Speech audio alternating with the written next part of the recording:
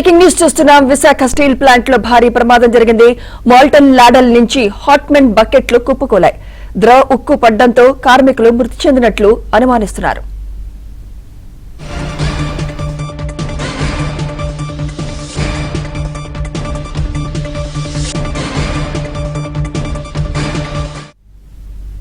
Visakha steel plant లో భారీ ప్రమాదం జరిగింది. మోల్టన్ లాడల్ నుంచి హాట్మెన్ బకెట్లు కుప్పకూలాయి. ద్రవ ఉక్కు పడ్డంతో కార్మికులు మృతి చెందినట్లు అనుమానిస్తున్నారు.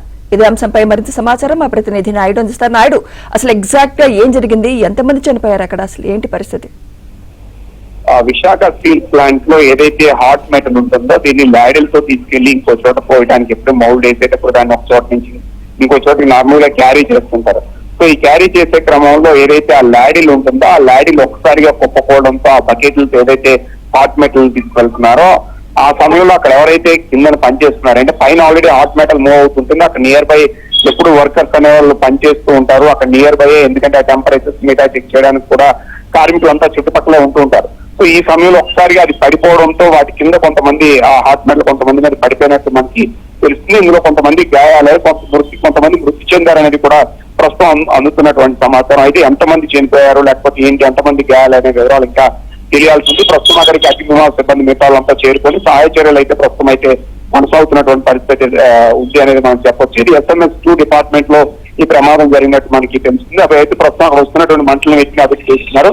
సో ఆ లాడల్ కింద ఏదైతే ఎందుకంటే హాట్ మెటల్ కింద ఎవరైనా ఉంటే ఖచ్చితంగా వాళ్ళు పూర్తి స్థాయిలో కాలిపోయేటువంటి అవకాశాలు ఎక్కువగా ఉంటాయి. కాబట్టి సో వాళ్ళని తీయడానికి కూడా రెస్క్యూ చేయడానికి కూడా కొంత సమయం పట్టేటువంటి అవకాశం అయితే ఉంది. అయితే సో ఎంతమంది దీని కింద చిక్కున్నారు, ఎంతమంది మృతి చెందారు, ఎంతమంది గాయాలనే విషయాలు మరి కాసేపట్లో వివరాలు వచ్చేటువంటి అవకాశం అయితే ఉంది. సో ఖచ్చితంగా ప్రమాదం అయితే మాత్రం పెద్దది జరిగి ఉంటుంది అనేది ప్రస్తుతం కార్మికులు కానీ మిగతా వాళ్ళు కానీ వీళ్ళంతా చెప్తున్నటువంటి పరిస్థితి. లోపలికి కార్మికులు మిగతా వాళ్ళని అనుమతించడం లేదు. సహాయ చర్యలు మాత్రం ప్రస్తుతం అయితే కొనసాగుతున్నటువంటి పరిస్థితి. సో గాయాలైన వాళ్ళు మాత్రం సిటీలో ఆసుపత్రికి తరలించేటువంటి ప్రయత్నం చేస్తున్నారు అనేది మనకున్న సమాచారం. అంటే అక్కడ అధికారులు ఎవరెవరు చేరుకున్నారు, ఈ ప్రమాదంపై వాళ్ళు ఏమంటున్నారు నాయుడు? అంటే ప్రమాదం కేవలం ఒక 20 నిమిషాల 15-20 నిమిషాల క్రితమే జరిగినట్టు ఇది తెలుస్తుంది. ఇప్పుడు ఆ ఘటనా స్థలానికి ఆల్రెడీ ఎవరైతే ఉన్నారో ఉక్కు సంబంధించిన ఉన్నతాధికారులు అంతా కూడా అక్కడికి చేరుకోవడం జరిగింది. సో ఆ చేరుకున్న వాళ్ళు ఇప్పుడు ప్రస్తుతం అయితే ఏంటంటే ఏదో రెస్క్యూ సంబంధించినటువంటి కార్యక్రమాలు, అలాగే అక్కడ ఉన్నటువంటి వాళ్ళు సాయం చేసి సో గాయాలైన వాళ్ళు ఆసుపత్రికి తరలించడం, అలాగే ఇక్కడ ఏవైతే మంటలు వస్తున్నాయో వాటిని అదుపు చేసే పనులను ప్రస్తుతం అధికారులు ఉన్నారు.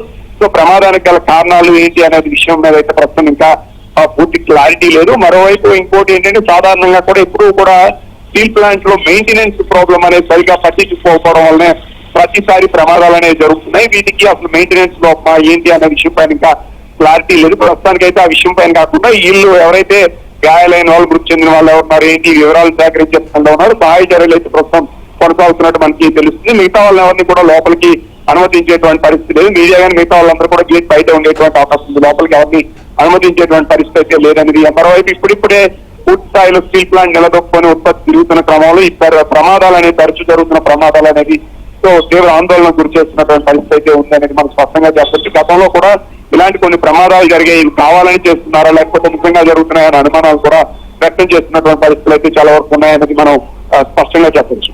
అంటే ఎంతమంది గాయపడ్డారు, ఎంతమంది చనిపోయారు, ఆ షిఫ్ట్ లో ఎంతమంది ఉన్నారు అనే ఐడియా ఉందా మీకు? అంటే ప్రస్తుతానికి అయితే ఆ షిఫ్ట్ లో నార్మల్ గా సంఖ్య అయితే ఎక్కువగానే ఉంటుంది. ఎందుకంటే దీంట్లో ఆల్రెడీ ఒక్కొక్క టీమ్ లో ఒక్కొక్క పని చేస్తుంటారు. ఎందుకంటే పూర్తి స్థాయిలో లాడల్ నుంచి వెళ్ళినటువంటి దీన్ని పూర్తి స్థాయిలో ఏదైతే ద్రవ రూపంలో ఉన్నటువంటి స్టీల్ ని సో వీటిలో పోసిన తర్వాత వాటిని ముందుకు మూవ్ చేయడానికి కొంతమంది కంప్యూటర్స్ లో కొంతమంది మూవ్ చేస్తుంటారు. సో అక్కడ ఉన్నటువంటి టీం ఖచ్చితంగా ఎంతమంది ఉన్నారో ఆ సమయంలో అనేది ఇంకా క్లారిటీ రావాల్సినటువంటి అవసరం ఉంది. షిఫ్ట్ లో మాత్రం ఎక్కువ మందే ఉంటారనేది ప్రధానంగా అక్కడ ఉన్నటువంటి కార్మిక సంఘాలు కానీ వీళ్ళు కానీ చెప్తున్నటువంటి పరిస్థితి మనకు కనిపిస్తుంది. అంటే మిగతా కార్మికులు ఏం చెప్తున్నారు ఈ ప్రమాదంపై నాయుడు? అంటే ప్రమాదం అయితే జరిగింది. ఆ ప్రమాదంలో మృతుల సంఖ్య ఉండేటువంటి అవకాశం ఉంది. కొంతమంది గాయాలు జరిగాయి. సో ఒకసారిగా లాడలు ఊడిపోవడంతో ఏదైతే ఆ బకెట్ల ద్వారా తరలిస్తున్నటువంటి ఉప్పు ద్రవం ఏదైతే ఉందో అది ఒకసారిగా ఒలిగిపోయింది. సో ఒలిగిపోవడంతో అక్కడ ఉన్నటువంటి వాళ్ళందరి మీద అంటే ఆ పక్కనే ఆల్రెడీ ఆ లాడల్ మూవ్ అవుతున్న దానికి రైట్ సైడ్ లెఫ్ట్ సైడ్ కూడా దాన్ని ఎప్పుడు మానిటరింగ్ చేయడానికి ఒక టీం ఉంటుంది. సో ఎక్కడైనా బ్లాక్ అయితే వాటిని పెద్ద పుల్లలు లాంటివి పట్టుకొని వాటిని చెక్ చేస్తూ ముందుకు మూవ్ చేయడానికి కూడా ఒక టీం పనిచేస్తుంది. సో వీళ్ళలో ఎవరికి గాయాలయ్యాయి, ఎవరికి ఏం జరిగింది అనే విషయం పైన ఇంకా క్లారిటీ రాలేదు. ఓ 10 నిమిషాలు అయితే మృతుల సంఖ్య కానీ గాయాలైన వాళ్ళ వివరాలు కానీ అలాగే ఎంతమందికి ఏం జరిగిందనే విషయాలు బయటకు వచ్చేటువంటి అవకాశం ఉందని చెప్పి కార్మికులు కానీ మిగతా వాళ్ళు కానీ సో అంతా చెప్తున్నటువంటి పరిస్థితి అయితే మనకి కనిపిస్తుంది. రైట్.